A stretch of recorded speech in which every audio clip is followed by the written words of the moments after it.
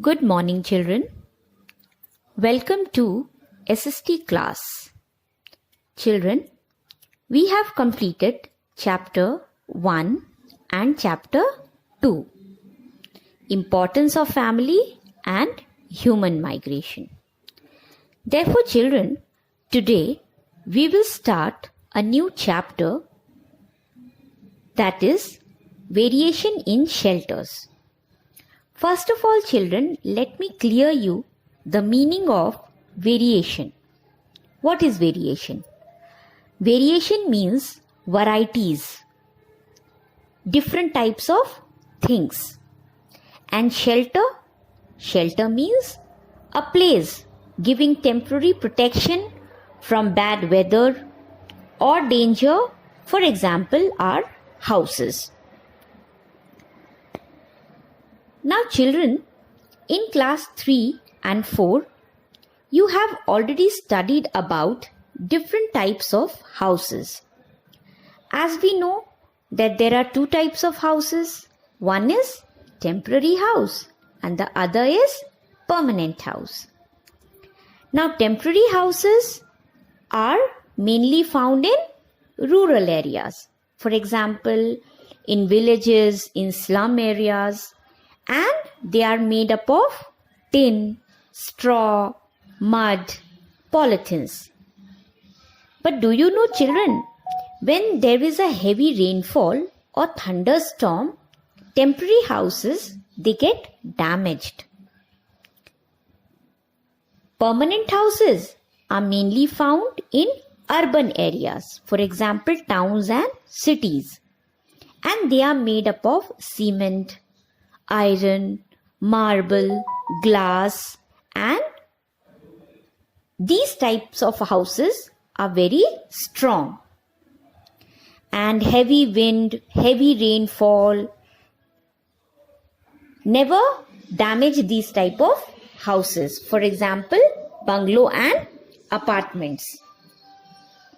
As you know that different types of houses are built in different states depending on weather conditions. Example, sloping and wooden houses are built in hilly areas where there is snowfall. Huts are found in rural areas. Apartments and bungalows are found in cities and towns. Stilt houses are found in flood-prone areas. Caravan is a house on wheel. It is a moving house, and houseboats are mainly found in Kashmir and Kerala. Therefore, children, in this chapter, we will study about varieties of shelter, how shelter differ from one another. Therefore, come to page number 18.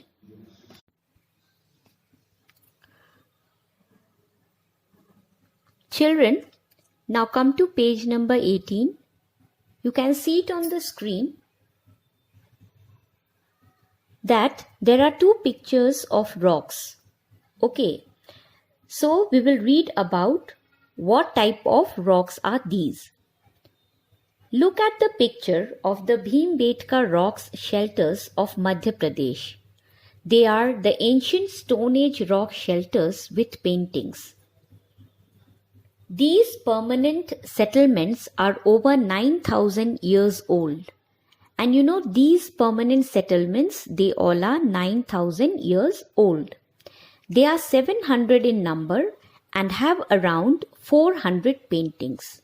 So, they are 700 in numbers and they are around 400 paintings. They give us a lot of information about the life, tools and implements of the early man. The discovery of these caves has linked us to the prehistoric man. Isn't it amazing? So these type of rocks, they give us lots of information about the life, tools and the implements of early man. Okay, what types of tools they used, what type of life they led.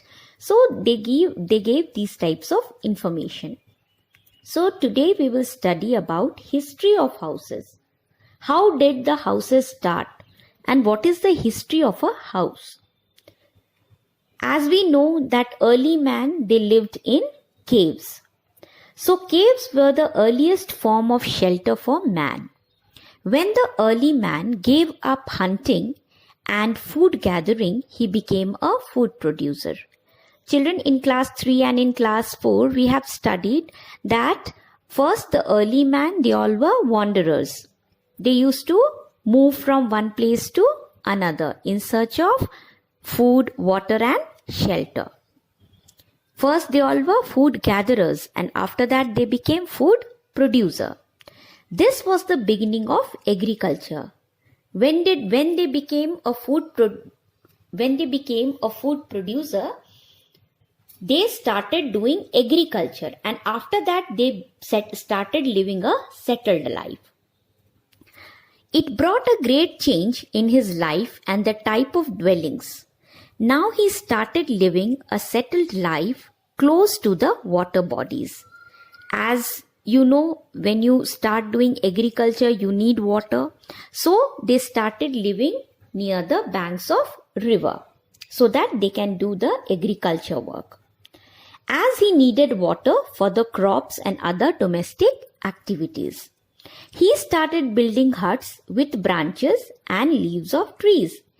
And you know, when you sow the seed, it takes time to grow crops. So now they had to live at that particular place.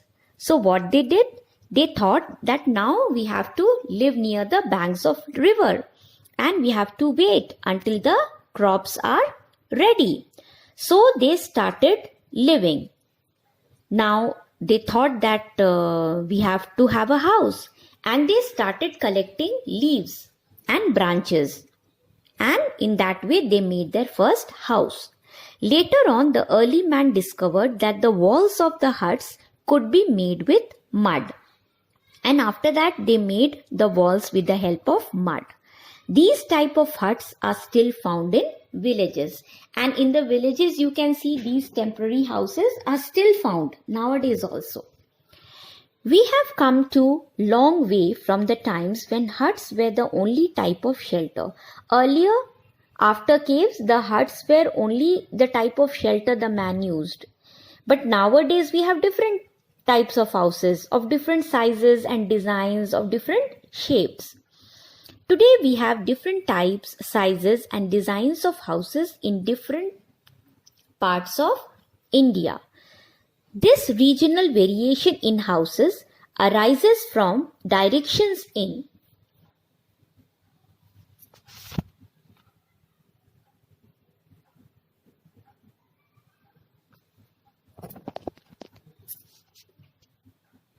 landform, climate, materials available for building a house, and of course money that one wants to spend on land and construction.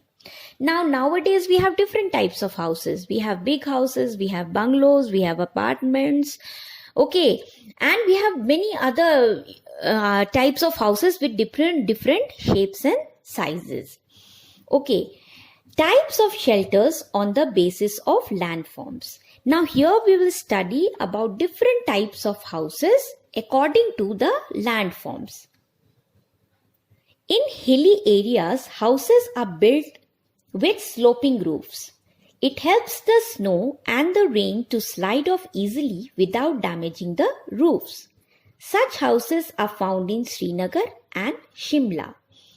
The houses here are mainly made of cement, bricks and wood. Now, in hilly areas, in mountain areas where there is heavy snowfall, they live in a house built with sloping roofs so that the snow and rain can slide down easily without damaging the roof. And these type of houses, as you can see it on the screen, that these type of houses are found in Srinagar and Shimla. So that when the weather is fine, the rain and the snow can melt down easily through the sloping roof. Now come to, you can see In plain, there are big houses, apartments are there. In plains, houses are built with thick walls and high flat roofs to keep them cool in summers. The materials of construction are mainly cement and bricks. Many people sleep on the flat roofs in the region of high temperature like Rajasthan. In cities, high-rise apartment buildings, flats are common because of limited land and large population. See, in some areas like Rajasthan where it's very hot, where the weather is very hot and humid, the people, they have flat roofs. So that it becomes at night, the roof becomes cool at night. Okay, and the place, for example, in Mumbai and Delhi, in metro cities, where the place is limited, the people, they build high-rise apartment, okay, flats, so that large number of people can live in a limited piece of land. Okay, now come to page number 20.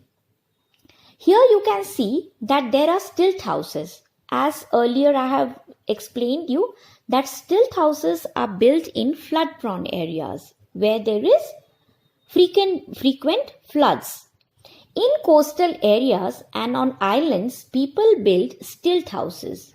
In the flood-prone area, houses are made a few feet above the ground level to keep them dry. One has to climb 5-7 stairs to step inside the house. They keep the inhabitants safe from wild animals. The flood water easily drains out from in between the stilts without damaging the house. Stilt houses are made of bamboo, wood, and coconut shaft. See, now these type of houses are built in flood-prone areas, and you can see the water, they are flowing. Okay, and the houses they are having stairs. So you have to climb 7 to 6 stairs and you will reach the house without damaging the house. And the flood water also easily drains out from here. Do you know, houses in earthquake-prone areas in Japan are built with bamboo and wood to minimize the damage to the life and property. Rebuilding of such houses is not very difficult, and the areas where earthquakes are frequent, in those areas, for example Japan, the houses are built up of wood and bamboo, so that to minimize the damage of the life and property, and you can again rebuild the house once again. We live in a society because we are dependent on others for the fulfillment of our needs. Community living teaches us to care for others and share facilities like water, electricity, roads, markets, etc. We need help in case of any disaster or trauma of losing a home or being injured. A neighborhood police station provides help and security. We also have the services of hospital, ambulance and doctor to provide first aid. Do you know, most houses are built close together as possible, like to live in the company of others. Children, as we know that we live in a society where we are dependent on each other. Dependent on each other means that in a society, we live with different groups of people. In a colony, in a society, shopkeepers, we need a shopkeeper, we need a vegetable seller, we need a barber, we need a hospital, we need a cobbler, we need a washerman, we need a milkman. So we are dependent on each other. And in this way, a society is built. Community living teaches us to care for others and share facilities like water, electricity, roads, markets. And in this way, what we do, we have a care of belongingness, and we have a feeling of share. We always share our things with others when we live in a society. and we share the facilities like water, we share electricity, we share the roads, we share the markets, and we need help in case of any disaster or trauma of losing a home or getting injured. A neighborhood police station provides help and security, and when we live in a society, we need a police station also. We need a bank. Okay, we need a post office. So, when you live in a society, we are dependent on each other. We need the help of each and every people living in a society. So, each and every member is important for us. Therefore, children, today I have explained page number 18, page number 19 and page number 20. In the next class, I'll be taking page number 21 and 22. Therefore, children, please read the chapter. It's very easy. You will understand it very easily because you all have read about different types of houses in class 3 and 4 also. But then also, if you have any confusion, again, I will explain you in the next class. Till then, thank you.